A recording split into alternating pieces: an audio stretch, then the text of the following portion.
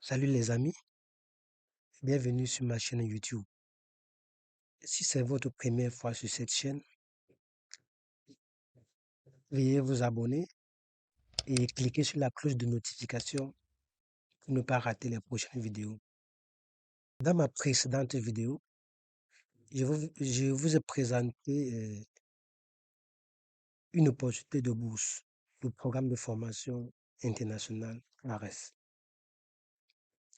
Aujourd'hui, j'ai décidé de visiter avec vous la plateforme de soumission des candidatures, qui est la plateforme Giraffe. Et ensemble, nous allons faire une simulation pour voir comment ça se passe, la soumission de candidature.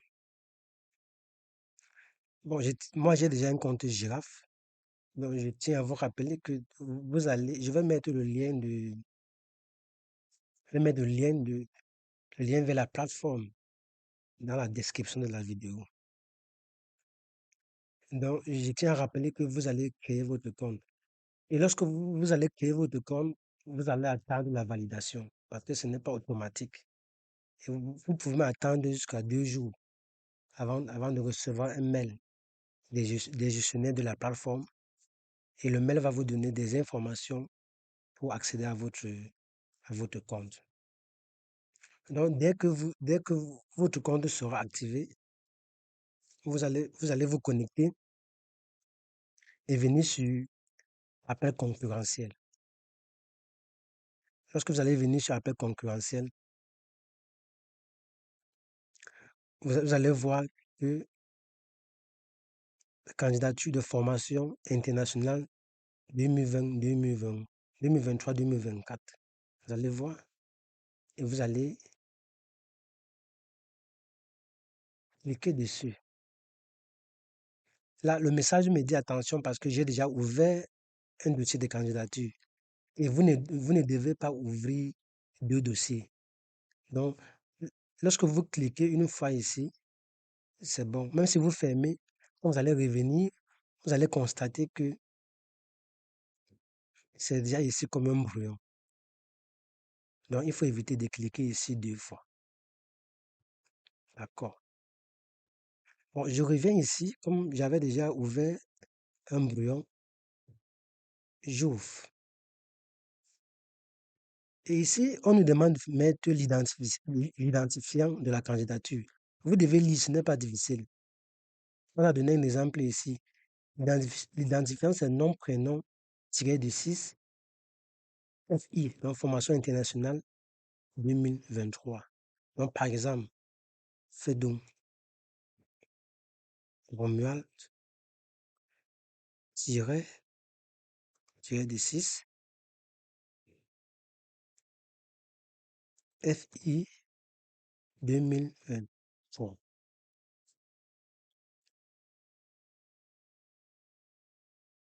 Et la deuxième information à remplir, c'est le choix de la formation souhaitée. Dans ma précédente vidéo, je vous ai fait savoir qu'il y avait plusieurs types de formations. Donc, pour ceux qui n'ont pas regardé cette vidéo, vous pouvez faire un tour sur ma chaîne et vous allez voir. La vidéo est intitulée Pour connaître sur la bourse ARES. Et si vous avez donc, vous cliquez sur la barre de relance et vous allez voir il y a tellement de programmes à choisir. Vous pouvez choisir les masters, si vous voulez les masters, ou bien si vous voulez les formations continues. Donc, c'est à vous de faire le choix. Donc, on peut faire une simulation. Formation continue, on fait juste une simulation. Et ensuite, vous allez choisir l'université dans laquelle vous aimeriez faire votre formation. Donc, vous pouvez choisir l'Université libre de Bruxelles, ça dépend de vous. Vous pouvez choisir l'Université catholique de Louvain, ça dépend de vous. Donc, vous faites juste un choix.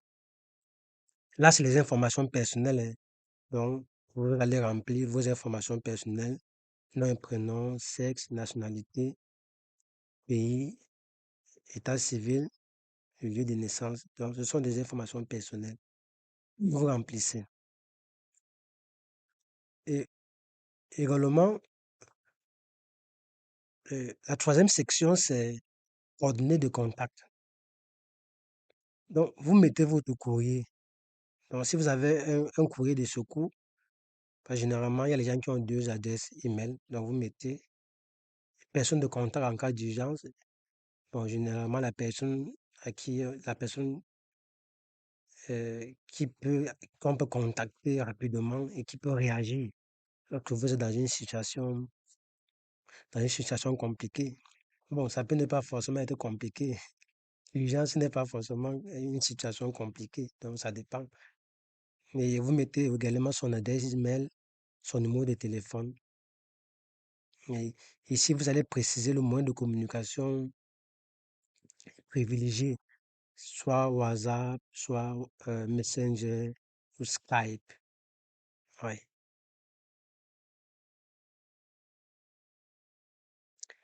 Section 4, vous allez préciser vos études secondaires. Donc, le nom de l'établissement qui a, le nom de l'établissement qui a délivré votre baccalauréat. Donc, passez ça, le certificat de fin d'études secondaires. Option en dernière année d'études, vous allez préciser. Date de fin d'année d'études secondaires, vous allez préciser. Également le pays dans lequel vous avez terminé vos études secondaires. Le résultat en dernière année. Si vous avez eu 12, vous mettez la moyenne. Si vous avez eu, si vous avez eu 12, 10, 11, 14 au bac, ben, vous mettez c'est sûr parce que vous savez que les notations diffèrent selon les pays. Donc, comme moi, par exemple, au Cameroun, au niveau des lycées, c'est suivant. Donc, si vous avez eu 12, vous mettez 12 suivant. OK. Maintenant, les études supérieures. Et il faut bien lire. Il est bien précisé ici, une ligne par année académique doit obligatoirement être complétée. Et vous devez également mentionner les années blanches ou années redoublées. Donc, un exemple est donné ici, exemple 2010-2012, première année en bac, Université de Paris. Donc, et entre parenthèses, vous voyez, on met la note et la mention. Donc, vous allez donner tous ces détails-là pour pour vos études supérieures. Donc, c'est toujours bien de commencer par les études les plus hautes, les plus élevées. Donc, si vous avez un master ou si vous avez un doctorat, donc vous commencez par le doctorat, ensuite le master et la licence. Donc, vous commencez par le niveau le plus haut. Ensuite, vous allez mettre le titre de votre diplôme de bac plus 3. Bon, ça, c'est l'équivalent de la licence au Cameroun. Et également le titre du diplôme de bac plus 5. Ça, c'est le master. Bon, si vous avez obtenu notre diplôme, vous mettez ici, à défaut, vous laissez, vous laissez. Non, liste des publications et participation active à des manifestations scientifiques. Là, ça, c'est pour ceux qui ont déjà eu à faire des publications. Ça peut être des articles. C'est également pour ceux qui ont participé à des ateliers. Euh, Moi, par exemple, quand je postulais pour la bourse ARES, euh, j'avais participé à plusieurs ateliers, l'atelier de validation peut-être des manuels de formation des travailleurs sociaux, atelier de validation du manuel de formation des acteurs de lutte contre l'extrémisme violent. Donc, ces acquis-là, vous mettez ici, ce sont des atouts pour la candidature. Donc, ne négligez rien. Si vous avez participé à un atelier de ce genre, mettez, faut citer ici. Donc, liste des publications et participations actives à des manifestations scientifiques. Oui. Donc, si vous avez, par exemple, participé à un atelier de promotion de la paix, un atelier, donc ça dépend. Donc, il faut essayer de voir la pertinence. Et aussi, si ça cadre avec votre domaine choisi, parce qu'il ne s'agit pas de tout mettre. Donc, si ça cadre aussi avec votre domaine choisi, peut-être vous avez participé à plusieurs ateliers, à vous donc de choisir ce qui cadre mieux avec votre thème de préférence. La sixième section est consacrée aux formations de courte durée. Et là encore, les formations de courte durée, on a précisé les recyclages, les stages, les séminaires. Ouais. Donc, c'est à vous de voir. Si vous avez fait des formations, ça peut être une formation d'une semaine, une formation de 3 jours. C'est généralement les ateliers de formation. Donc, peut-être vous en avez, euh, ouais, peut-être vous avez participé à beaucoup de formations, mais il faut sélectionner les formations qui cadrent avec votre domaine choisi. Donc, vous les énumérez ici, suivant les précisions, l'année, l'institution, le lieu, la durée et éventuellement l'organisation qui a financé la bourse.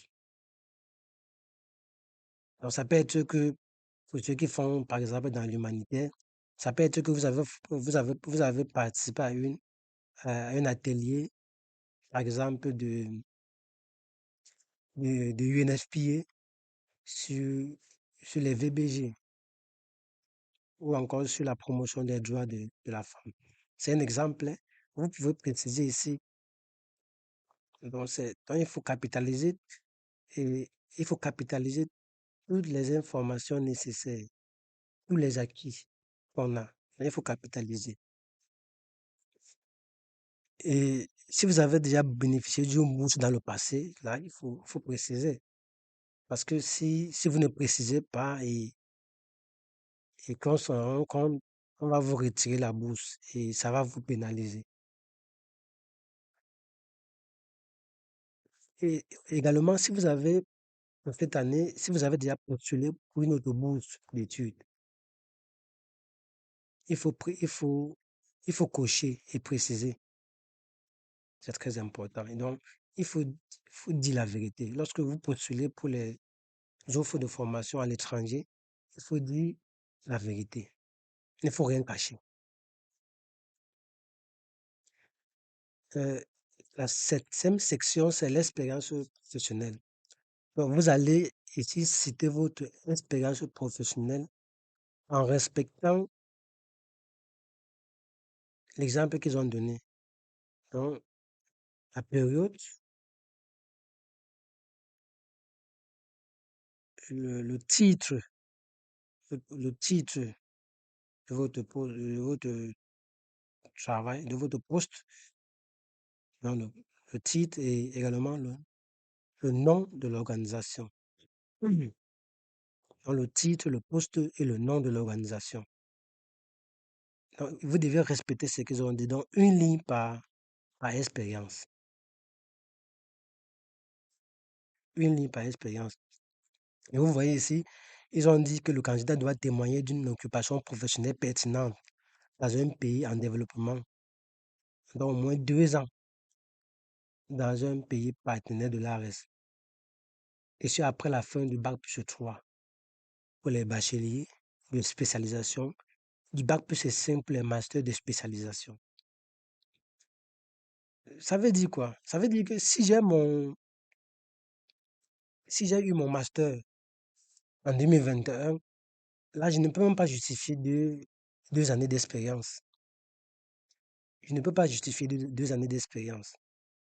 Donc, pour que je puisse justifier 2 années d'expérience, il faut que j'ai obtenu mon, mon master en 2020 pour montrer, pour montrer que j'ai travaillé 2 ans. J'ai eu à travailler 2 ans pour pouvoir justifier. Donc, pour ceux qui postulent pour les diplômes de master, donc si votre diplôme, il faut que votre diplôme ait déjà fait 2 ans de vie. Donc, en 2020, si vous avez eu le master en 2020, vous pouvez postuler. Et pour ceux qui postulent pour les programmes de formation de bachelier de spécialisation, là, c'est les bacs plus 3. Et c'est également 2 ans. Si vous avez eu votre licence en 2020, c'est bon. Mais si vous avez eu la licence en 2021, bon, ça ne peut pas se comprendre que vous avez à 2 ans d'expérience. OK. Et donc, vous citez également vos expériences les plus, du moins, en fait, le plus récent.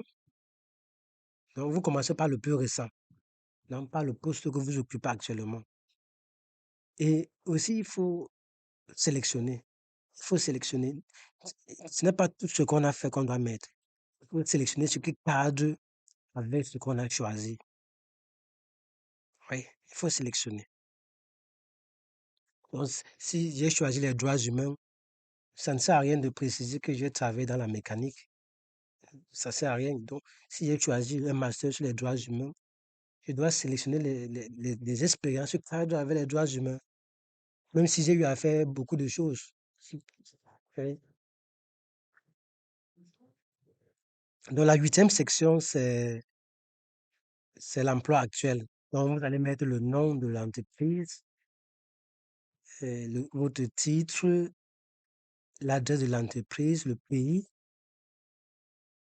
nom du responsable de l'entreprise ou de votre organisation, son adresse email,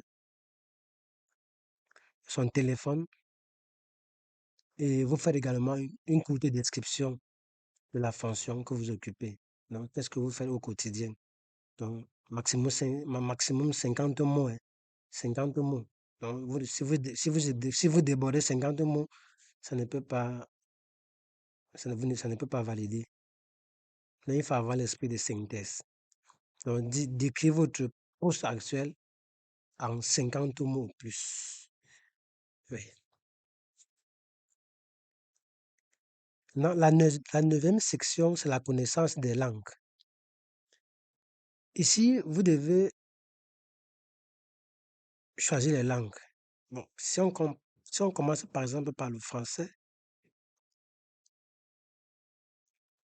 donc si je choisis le français, je dois préciser au niveau de, au niveau d'audition, par exemple. Donc, le français, c'est ma langue maternelle. Donc, donc, partout là, moi, je prends langue maternelle. C'est ma langue maternelle, donc j'en ai une parfaite maîtrise. Si j'ai d'autres aptitudes en dehors du français, en anglais, je viens ici, je prends ajouter langue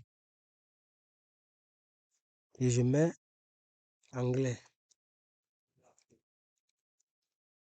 Et là, je vais également choisir mon niveau d'audition. Je peux mettre bien. Ça dépend de votre niveau, hein. Ça dépend de votre niveau. Si c'est faible, vous mettez faible. Donc, vous mettez bien. Parce que si votre formation est en français, si vous mettez faible, ça ne va pas jouer sur votre, ça va pas jouer sur votre candidature. Donc, il faut dire la vérité. Il ne faut pas mettre très bien. Et si on vous soumet à un entretien, vous ne pouvez pas prononcer un mot en anglais. Donc, il faut dire la vérité. Donc, vous allez préciser à tous les niveaux, capacité à écrire, capacité à parler, compréhension, compréhension lecture. Mm. Donc, vous allez préciser.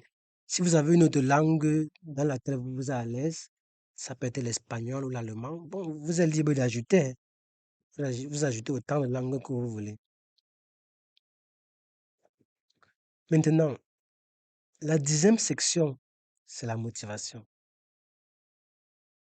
C'est ici vraiment que vous devez prendre du temps. Et ce n'est pas pour rien qu'on vous donne 2 mois pour postuler. C'est parce que la lettre de motivation, par exemple, ne se rédige pas en une journée.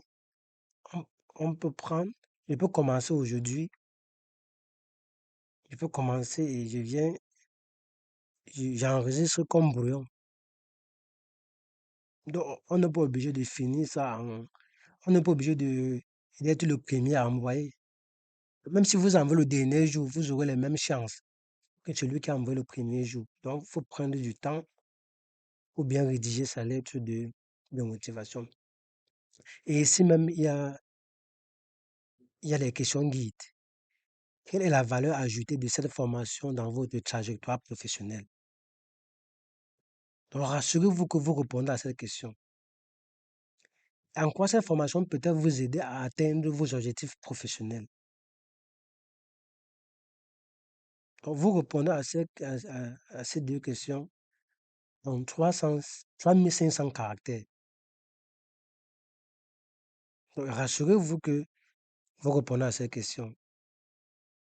Parce qu'en répondant à ces questions, ça montre bien votre motivation, la plus-value de la formation, votre trajectoire professionnelle. La deuxième partie, de cette formation, il s'agit de décrire comment la formation suivie en Belgique pourra être mise en pratique lors de votre retour. Je vous ai dit dans ma précédente vidéo que ARES, c'est une bourse de coopération et il ne s'agit pas pour les bénéficiaires d'aller rester en Europe. Tout au contraire, il s'agit de revenir dans son pays d'origine afin de mettre en œuvre ce que l'on a appris dans le but de contribuer au développement de sa communauté.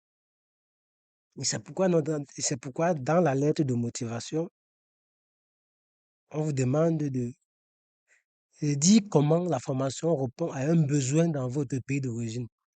Vous savez, lors de vos 2, 3, 4 années d'expérience professionnelle, qu'est-ce que vous avez constaté et qui, selon vous, a besoin d'une expertise, d'une autre expertise, d'une expertise de haut niveau pour une solution durable?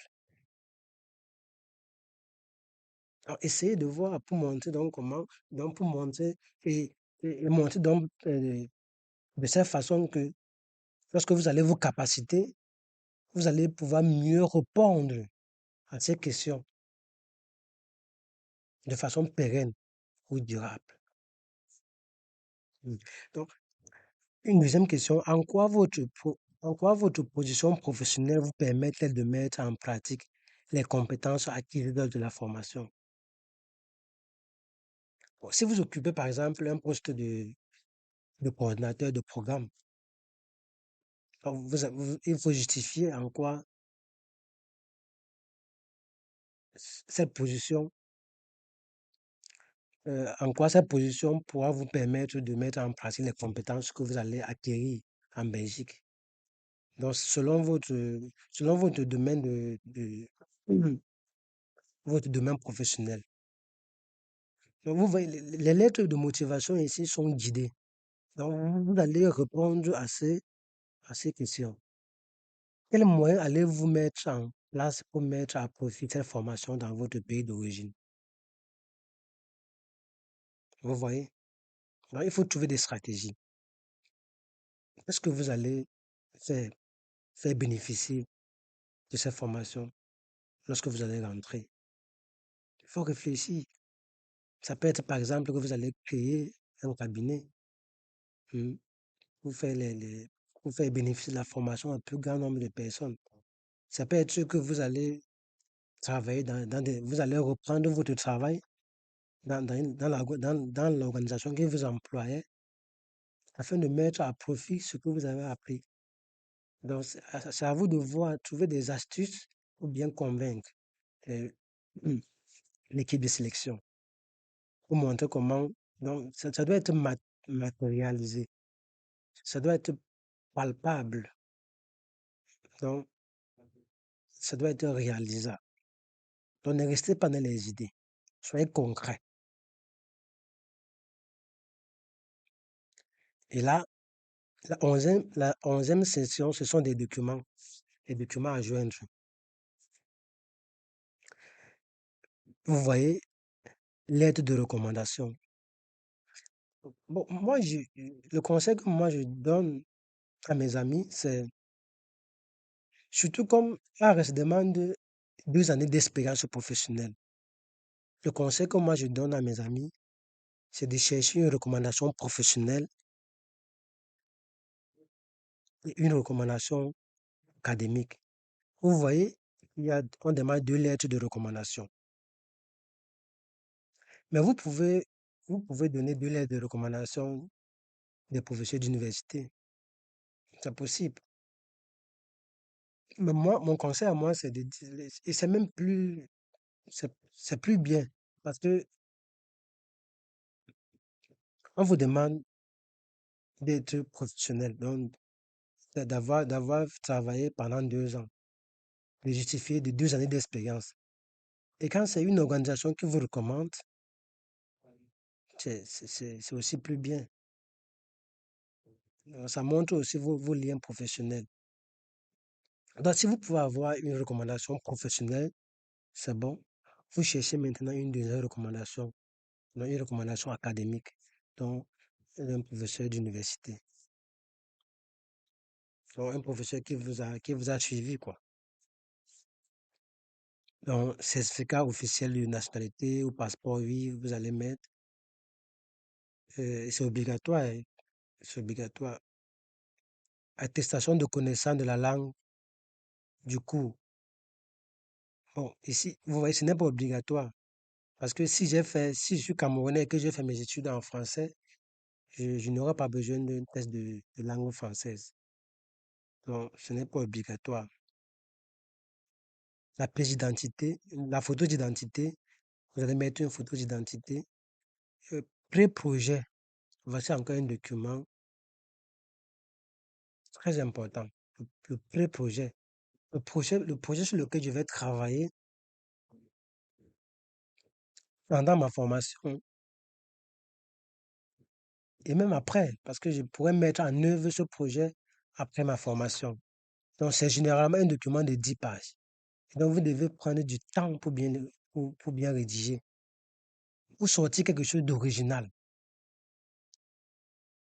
Le programme est très sélectif et pour être sélectionné, vous devez produire quelque chose d'original.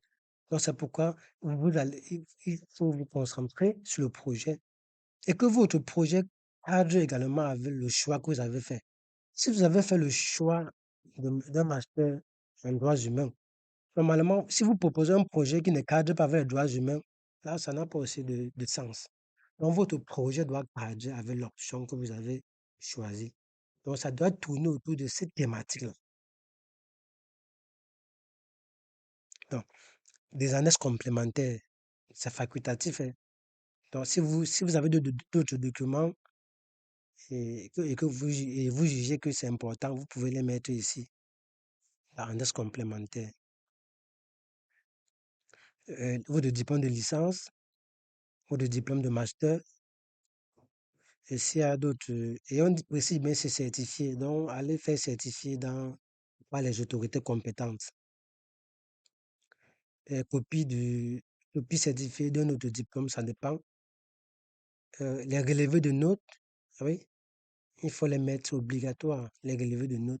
Parce que ça permet de voir les matières que vous avez fait auparavant et ça facilite aussi la sélection dans le comité. Donc, vous allez justifier vos activités sur les 5 dernières années, donc jusqu'à 2017. Et ça se fait à travers les attestations de travail. Donc, vous fusionnez toutes vos attestations de travail depuis 2016 ou du moins depuis 2017, depuis 2017, oui, ou depuis 2016. Vous fusionnez et vous mettez ici pour justifier vos activités, ou du moins l'expérience professionnelle. Promesse de réengagement de l'employeur. Bon, là, vous voyez, c'est applicable, ce n'est pas obligatoire. Bon, ça là, ça dépend des entreprises, hein. Il y a les gens qui peuvent facilement avoir, il y a les gens qui sont en train de travailler, mais l'entreprise peut attester qu'après la formation, on va les réemployer. Et là, l'entreprise peut vous rédiger une promesse de réengagement. et ça va beaucoup soutenir votre dossier. Et parce que là, le comité de sélection sait que après votre formation, vous allez faire bénéficier des compétences acquises à votre organisation, à votre communauté. Bon, liste détaillée des publications, participation à des événements scientifiques ou formations de courte durée. Donc, c'est également si applicable. Si vous avez fait des publications, si vous avez participé à des séminaires, à des conférences, à des ateliers, vous listez dans un document Word. Vous listez dans un document Word et vous attachez ici. OK. Là, maintenant, ce sont les questions. Donc, comment vous avez pris connaissance du programme? Bon, ça dépend. Si vous avez pris connaissance à travers un ami ou à travers une connaissance, ça dépend de vous, vous cochez. Ouais.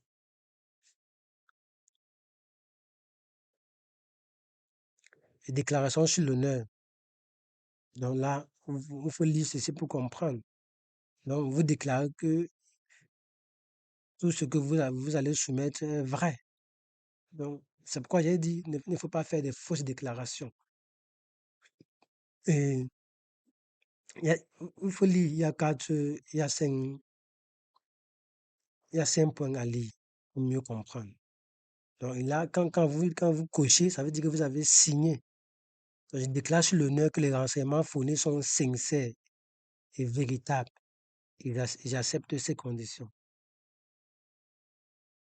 Donc, il faut donner des informations vraies et sincères et vérifiables. Et lorsque vous finissez, vous pouvez maintenant, vous cochez vous cochez toutes les pièces que vous avez soumises. Donc, si vous avez soumis 2 lettres de recommandation, vous cochez copie certifiée du diplôme. Donc, tous les documents que vous avez fournis en haut, vous cochez ici. Vous cochez avant de soumettre la candidature. Et dès que vous soumettez la candidature, maintenant vous restez, vous croisez les bras. Ok. Je crois qu'on a fini. Mais je vais encore vous préciser qu'il y a la possibilité d'enregistrer comme brouillon. Donc, ne soyez pas pressé. Prenez votre temps. Évoluez. Évoluez. Petit à petit, l'oiseau fait son nid. Donc, vous évoluez, vous évoluez. Quand vous êtes fatigué, vous enregistrez. Vous avez jusqu'au 26 janvier pour clôturer. Donc, vous prenez du temps, vous évoluez, vous enregistrez. Donc, ne soyez pas pressé. Ce n'est pas parce que j'ai soumis parmi les premiers que je serai sélectionné. Non, non. Tous les dossiers seront traités. Moi, j'ai eu une bourse d'études, j'avais soumis le dernier jour. Donc, prenez du temps pour cela. Donc, prenez du temps. OK, merci de m'avoir suivi. Euh, N'hésitez pas de vous abonner pour ne pas rater les prochaines vidéos et appuyez également sur la cloche de notification. Partagez avec vos amis, partagez avec votre entourage. Car aujourd'hui, le véritable problème, comme j'ai l'habitude de le dire, c'est le manque d'informations. Partagez pour aider les autres.